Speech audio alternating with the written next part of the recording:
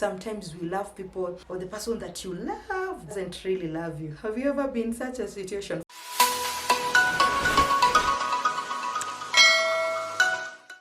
Hi everyone and welcome to my channel. My name is Brenda if you're new here, and for all my returning subscribers, thank you so much for clicking today's video. How do you know it's the right time to get married? When I first asked this question, I was in campus.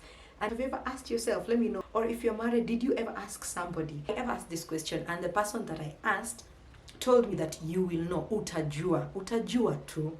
Hivyo ndo aliniambia, utajua tu.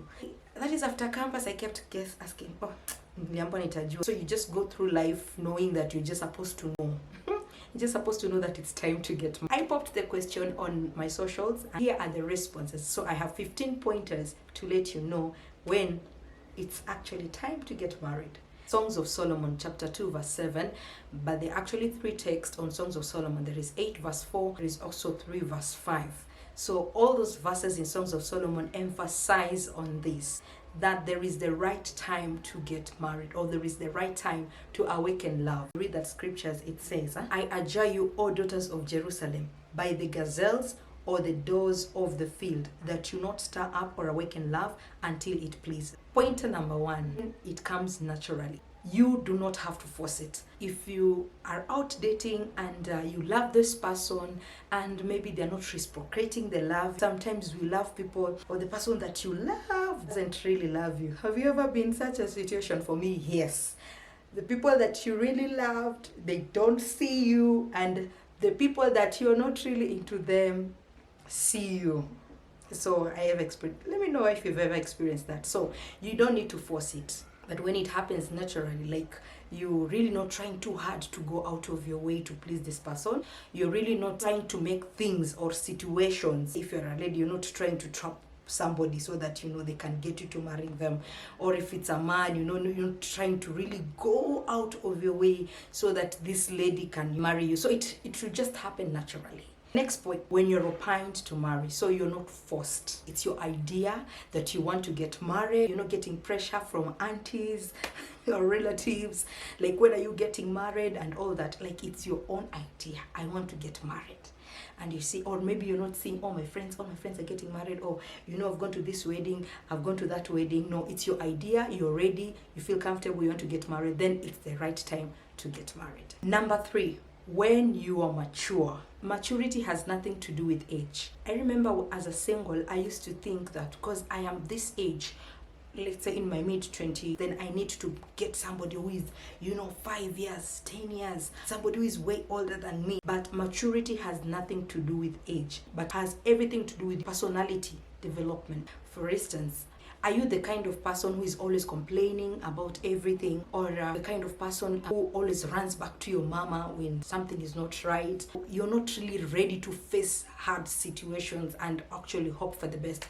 The other thing is, are you mentally mature? Higher state of development mentally has to do with your mind. Do you think before you speak? Are you able to know that this is what I should speak to this person at this time and in this way? You don't just speak, but you're able to think first before you speak. So that has to do with your mental maturity. The other point is emotional maturity. Have you developed your feelings to a high state in a way that you're not really controlled by how you feel? For example, when you are hurt by someone, you just erupt, just shout, and you're all over the place. How do you take criticism?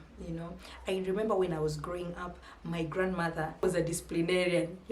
Those who've been raised by grandmothers like mine, they'll correct you, and most of the times you're always very fast to defend yourself. We were very quick to defend ourselves, and she would say, no. When you're corrected, you should accept correction. How do you respond to criticism? That reflects our emotional maturity. The other point is social maturity. Like, how do you interact with other people? How are your manners? Are you polite? Are you kind to people? It says that you dress your address. How do you dress before people? How we look, our physical really speaks volumes. It's only God who doesn't look at the outward. Are you able to say sorry? Can you say sorry even when you're not offended? At times you have to say sorry even when you're not offended. Can you use the word please? That has to do with social maturity. Next point is spiritual maturity. Our spiritual maturity is very important, because that is the foundation on which we build our marriage. Every day you're striving, towards working on your relationship with God. There are things when you're spiritually mature you're able to take and normally you won't take. Have you ever heard someone saying, ili koti la wokovu nitalivua ili koti, meaning the fact that you're actually saved, there are things you cannot do. That is a very nice thing, because you need that in your marriage. You'll be able to give kindness even when kindness maybe is not deserved. You'll be able to say, I forgive you, when someone has hurt you or when your partner has hurt. Spiritual maturity is actually very key. The other pointer is financial maturity. Financial maturity mostly applies to men, because as a man, if you want to start a family, then you should be able to provide for your family. That is also biblical to those who ascribe to Christianity. There are bills to be met, house rents. Sometimes people fall sick. All these things need to be catered. With your current financial situation, are you able to start a family? It's a plus maybe according to your arrangement, if maybe the person you're going to marry is also going to work or help you in providing according to the arrangement maybe that you have as a family.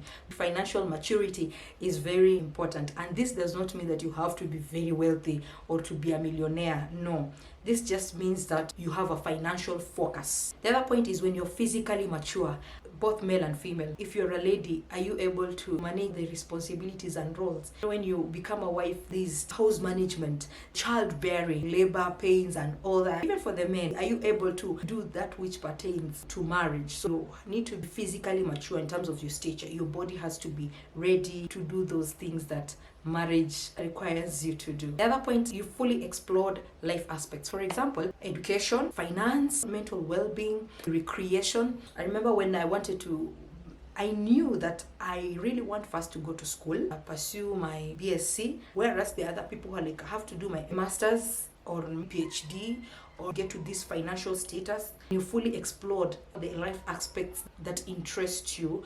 Must also be a pointer that you're ready to get married. When you've understood the marriage institution and how it works. It's not wise to get into something that you don't understand how it works. In general principles, you can attend single seminars, because in these seminars they do prepare you for the next step of your life. You can listen to podcasts on marriage, you can read books on marriage, so that at least you have an idea of what marriage is, other than just coming into it when you're green and saying that God will take care of, because God will take care of you. No, at least have knowledge about marriage. The last pointer is when you have found a compatible partner. You found the one that you can agree with, the person whom you can fit into their lifestyle and they can fit into your lifestyle. For example, you find somebody who says they want to be maybe an athlete or sports person, and for you feel like I've never envisioned myself being a partner to a sports person. If you can't really live with that means you're not compatible. You subscribe to their ideas. They're painting a picture of how the future is, and you can actually see yourself in that future. You really want to be in that future. That means you are compatible. You get along so well. Last but not least, an addition that I'm going to put in there, you're ready to get married when you don't need to be.